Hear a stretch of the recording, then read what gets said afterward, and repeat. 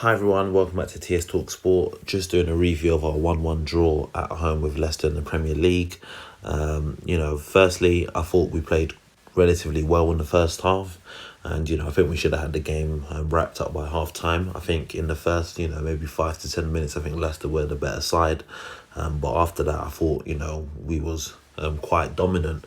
And, we had chances to definitely have that second by half time. And, some would say that Lacazette probably had the best opportunity to make us go 2 goals up, but we didn't.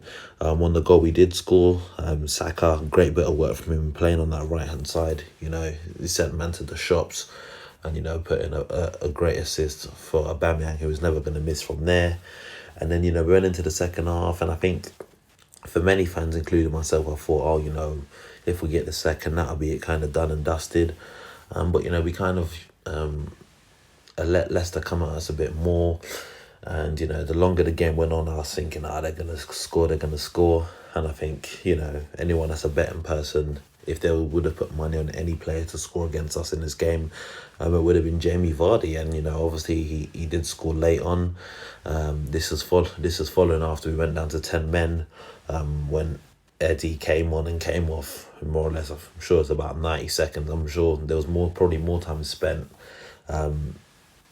Them looking at the VAR decision and the referee going to have a look.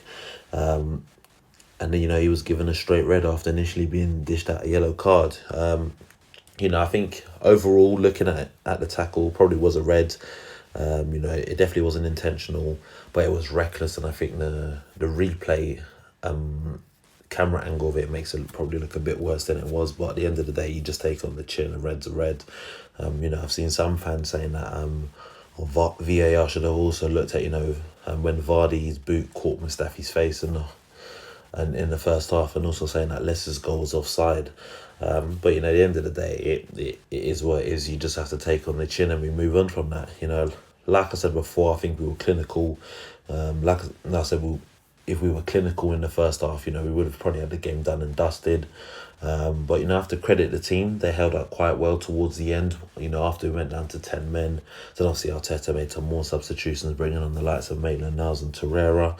And, we now move on to the North London derby, so obviously Tottenham won yesterday. I believe they're playing on Thursday before they play us on Sunday. So, it's an additional 2 days rest for us.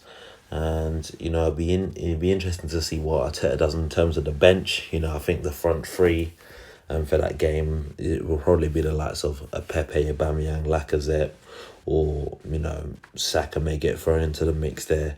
But, it'll be interesting to see in terms of the bench, because obviously, Martinelli's injured and Nketiah will be banned.